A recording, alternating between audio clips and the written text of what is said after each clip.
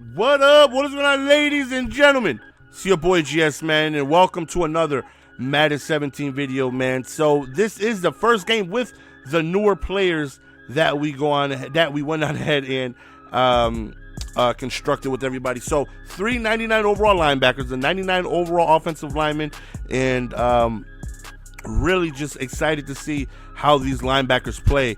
And it just so happened that the person I matched up against had an offense that just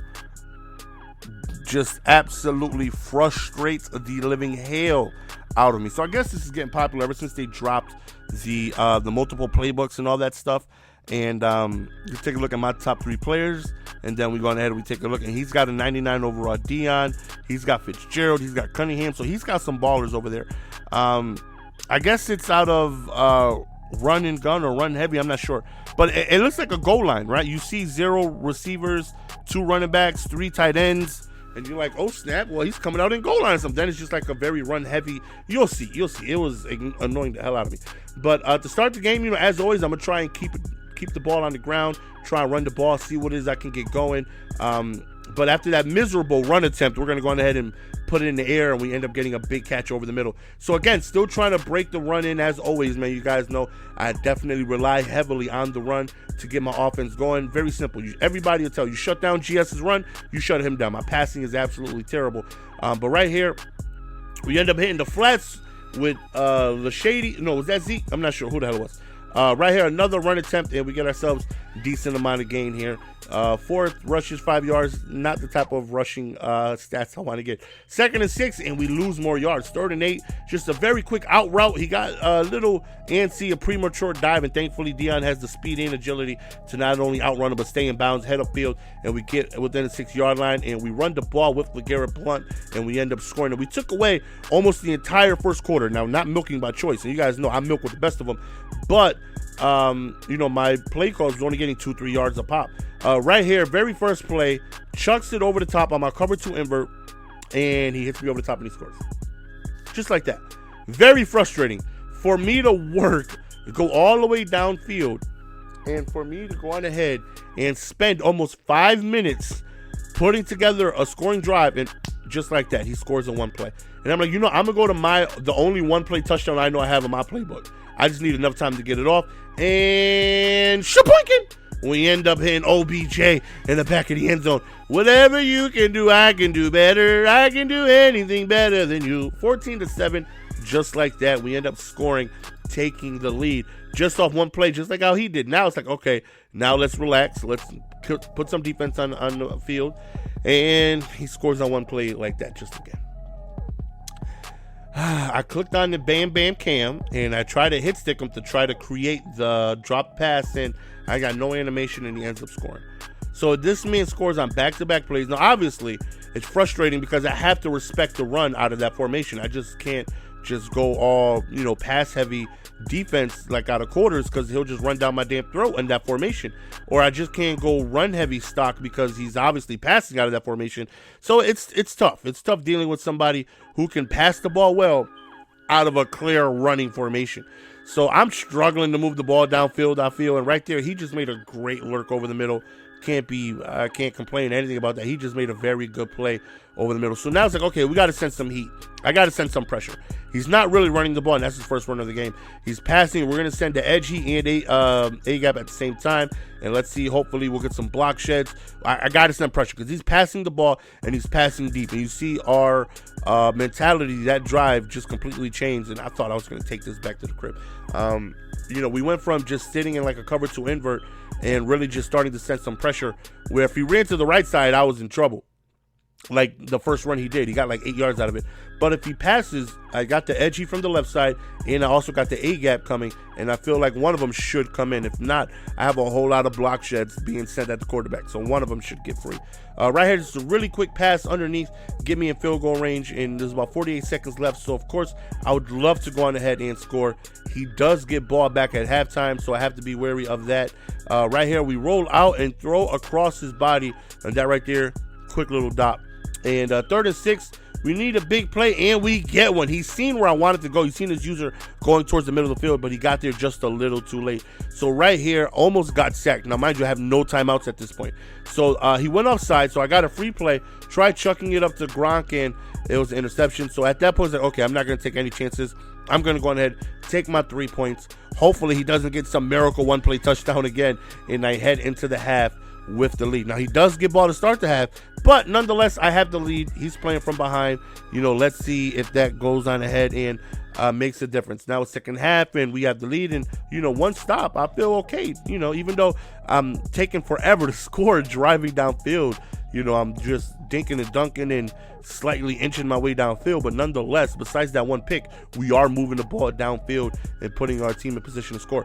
So to come out the second half, he starts running the ball, and then he runs the ball again. It's like, okay, this is just going to give me trouble. Now I'm expecting passes, and he's running the ball. So 2nd and 2, he runs the ball again, and I got stuck on a D lineman. I got a block shed, but he breaks my tackle. 3rd and 1, runs the ball again, and another first down. Now it's like, okay, now I'm really in trouble. Now he's mixing it up. Now I don't know what the hell to prepare for. So he goes to the play action, he goes underneath, and this formation is just destroying me. I think this is the second time I've ever gone against it. It's destroying me. He's like literally not getting out of it. He doesn't need to. We catch a quick block shed right there from Kawan Short with that 99 block shed. Unfortunately, right there, I was offsides. We did get, that would have been a scoop and score, but unfortunately, it was a fumble, but I was offsides. So he runs the ball right there, and we don't give up too many yards. So let's see if we can hold him to a field goal.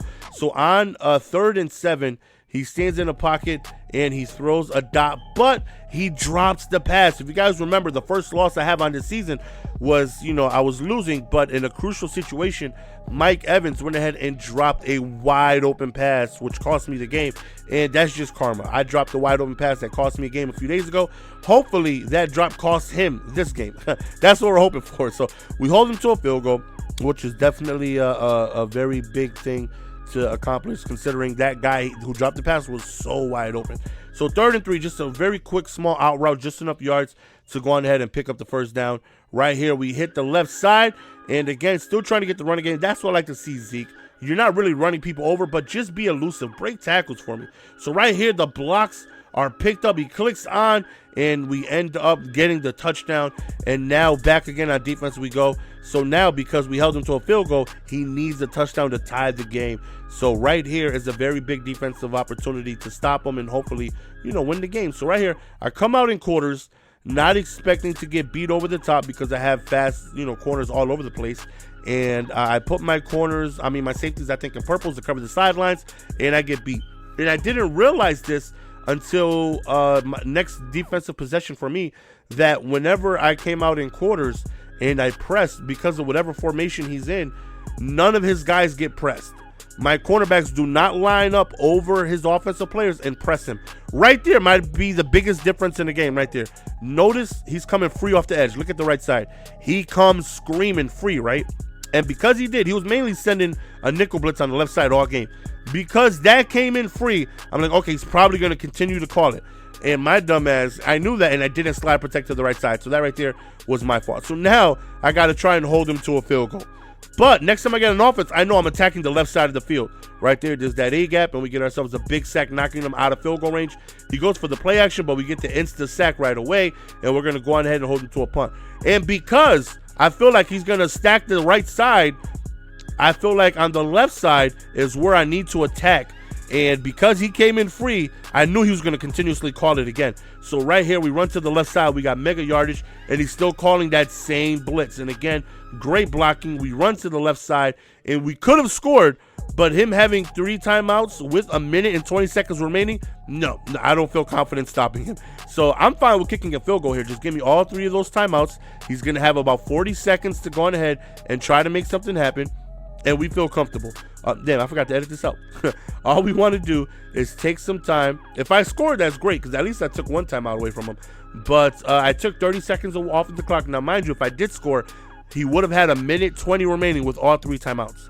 Now, because I chose to, basically take a dive, he has about 30 seconds remaining with no timeouts to get in field goal range. I like my chances in this situation better than me being up 7, him having a minute 20 with all 3 timeouts remaining. So right here, Now I know that my guys are not pressing, so I didn't press. And he has no timeouts. Big run, but again, no timeouts. 10 seconds remaining, hits the left side, and he ends up dropping it. Would he have made it out of bounds? I don't know. I think I would have got a suction tackle to keep him in bounds, and game would have been over. But nonetheless, he has one more opportunity left. He's going to throw it up deep. He's going to try to swerve, and he's unsuccessful. But we do come away. Why would I say but, right? I mean, we come away with the big victory. This guy gave me one hell of a game. Definitely was very tough to stop offensively. That formation he was putting on the field was destroying me. I didn't know if he was running. I didn't know if he was passing. I didn't know a damn thing. All I knew was that this man was just one step ahead of me. When I thought he would run the ball, he'd pass, and then I'd prepare for the pass, and then he'd sneak a run in, and then I'd send it was just very frustrating, man. But nonetheless, at the end of the day, we come away with the victory. And even though you're going to see him celebrate on 2 of his touchdowns right here and the end of the game replay, he might have celebrated during the game. And we don't, most of the time, we don't celebrate during the game because there's no need to. We act like we've been there before. We try to celebrate at the end of the game with the victory. That's exactly what happened. Hopefully, you guys enjoyed. It's your boy GS, man. Appreciate all the love and support as always. Love you guys from the bottom of my heart, man. I can't thank you guys enough for everything you guys continue to do, changing my life. And again, forever thankful, man. Thank you guys very much. It's your boy GS, man. We're going to go on ahead and signing out. Peace!